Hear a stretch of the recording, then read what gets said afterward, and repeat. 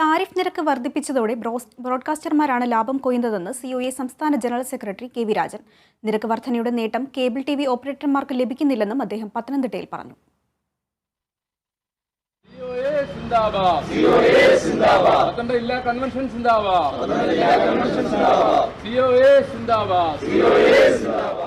Cable T V operators association Pathanamthitta ജില്ലാ convention മൈലപ്രയിൽ ഉദ്ഘാടനം ചെയ്തുകൊണ്ടാണ് കേബിൾ ടി വി ഓപ്പറേറ്റർമാർ നേരിടുന്ന പ്രശ്നങ്ങൾ COA general secretary K V. Rajan ചൂണ്ടിക്കാട്ടിയത്.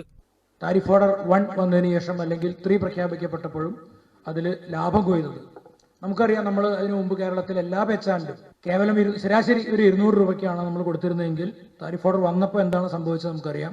അത് ബേസിക് പാക്കേജ് 230 രൂപ അല്ലെങ്കിൽ 240 രൂപ എന്നതിലേക്ക് വരികയും എന്നാൽ യഥാർത്ഥത്തിൽ പേ ചാനലുകൾ എല്ലാം കിട്ടിയിരുന്ന സ്ഥാനത്ത് അത് ഒരു 30-40% കുറയുകയും ചെയ്തു.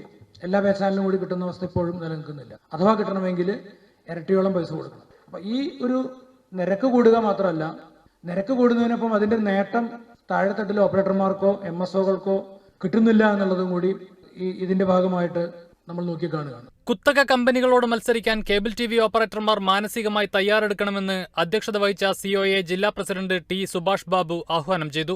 KCCL ഡയറക്ടർ ബോർഡ് അംഗം തോമസ് പി ചാക്കോ സ്വാഗതം പറഞ്ഞ ചടങ്ങിൽ സിഒഎ പത്തനംതിട്ട ജില്ലാ കമ്മിറ്റി അംഗം അനിൽകുമാർ അനുശോചന പ്രമേയം അവതരിപ്പിച്ചു.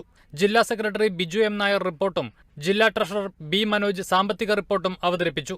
സംസ്ഥാന എക്സിക്യൂട്ടീവ് അംഗം കെ ബി ബിജുകുമാർ മറുപടി പ്രസംഗം നടത്തി. സിഒഎ സംസ്ഥാന എക്സിക്യൂട്ടീവ് അംഗം Jyothikumar, Kerala vision news director board അംഗം സുരേഷ് ബാബു, സിഒഎ പത്തനംതിട്ട ജില്ലാ കമ്മിറ്റി അംഗം ഷാജൻ നായർ എന്നിവരും പങ്കെടുത്തു. Kerala vision news, Pathanamthitta.